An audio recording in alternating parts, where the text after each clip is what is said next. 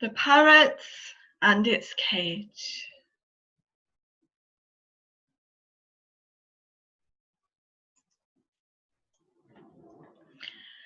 This is a story about a parrot called Squawk.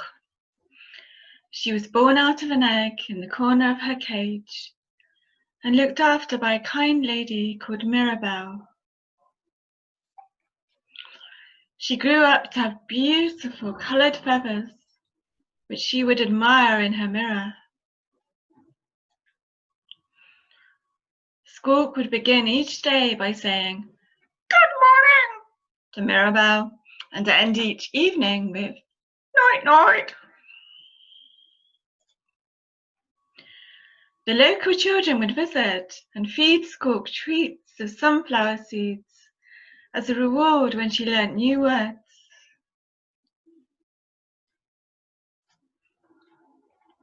On special days, she was allowed out of her cage. She would perch on the windowsill and watch the children playing in the park. Can you see them down there, playing on the swings and the slide and the roundabout? Squawk did not know that there was a world beyond the pictures on the TV screen and the view through the window. However, sometimes she felt like something was missing from her life. When she fell asleep, she would dream of beautiful, far-off lands. She awoke with a sense of wonder, but the dream soon faded. Eventually, she became old.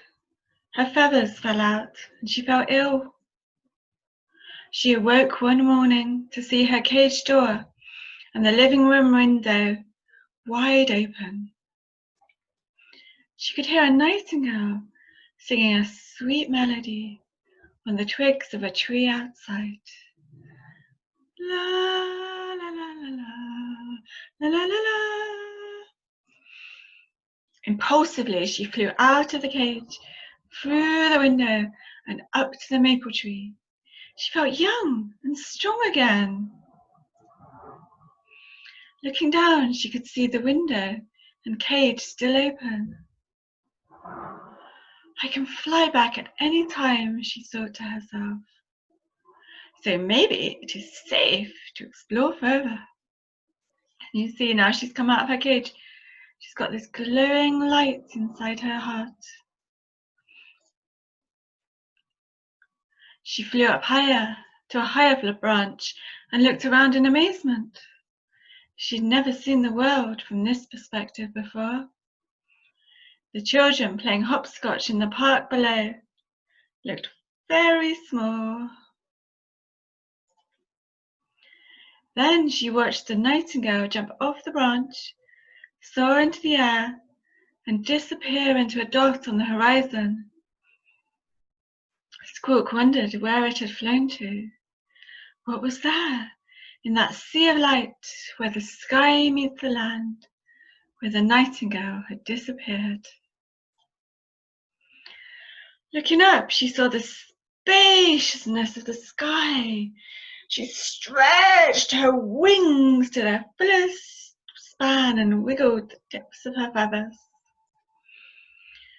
Before she had a chance to think what she was doing, she jumped off the branch, flapped her wings, and soared into the empty sky. Feeling so joyously alive, she just kept flying in the immensity of space. She had always had wings, but now she realized their true purpose. As she flew, she looked down at the patchwork of fields below her. She could see a tractor, a herd of grazing cows, and a church surrounded by a cluster of cozy cottages. Then she came to the ocean, smelt the salty air, and followed the seagulls diving off the chalky cliffs. She raced above the clouds without ever feeling tired or hungry. Everything seemed familiar. And then she realized that she had visited all these places before in her dreams. When the night blanket was thrown over the sky, she swooped down into the valleys and whispered her joy into the hearts of the people who were gazing up in wonder at the moon and stars. As the sun arose, she followed a path of light reflected in the surface of the ocean. It led her towards the spot on the horizon where the nightingale had disappeared. Beyond the horizon, she entered a garden of paradise, which is beyond the description of words or images. She became an intimate friend with the nightingale and learnt its sweet melodies. She carried a light of gratitude within her heart. Her light shone so brightly because of the contrast between life in the cage and the joy of freedom in her heavenly home. Sometimes Squawk would return to visit Mirabelle. Mirabelle couldn't see her, but knew the parrot was there when the maple tree outside cast leaf shadows onto her wall. They danced in the shape of flying birds. Then Mirabelle would fall asleep in her chair and dream of flying.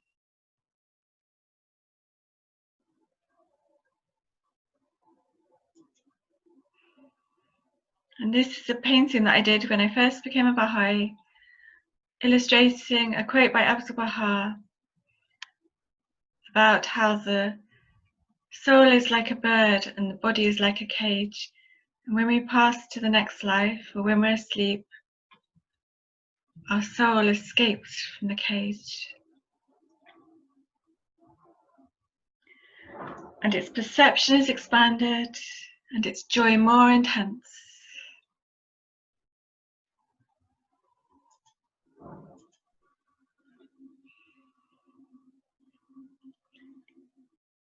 Thank you for listening to this story. Night night. Bye bye. The end.